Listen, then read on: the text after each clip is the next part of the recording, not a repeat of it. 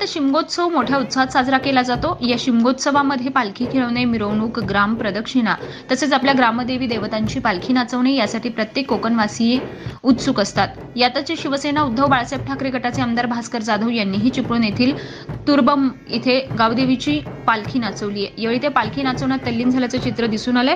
त्याचबरोबर त्यांनी येथील ग्रामस्थांशी देखील चर्चा केली आहे। एकंदरीतच कोकणात शिमगोत्सवाचा उत्साह दिसून येत आहे। Tejvarta news network, Ratnagiri.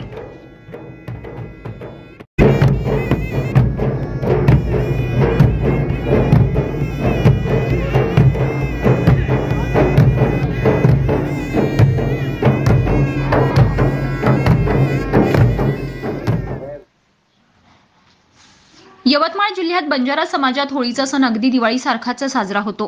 लोकगीत हे बंजारा समाजाच्या लोकसंस्कृतीचे खास आकर्षण आहे। होळीच्या आधी येणाऱ्या दांडी पौर्णिमेसाठी त्यांच्या होळीला सुरुवात होते। या गीतांना लेंगी गीत असं म्हटलं जातं। बंजारा समाजाच्या होळीत पाल, गेर, फगवा, धुंड अशा अनेक परंपरा जोपासल्या जातात। बंजारा समाजाची होळी ही दुसऱ्या दिवशी सकाळी 4 वाजता पेटून साजरी केली जाते। बंजारा समाजाच्या महिला आणि पुरुष आपल्या पारंपरिक लेंगी नृत्यावर ठेका धरतात। Tejvarta news network, Yavatmal.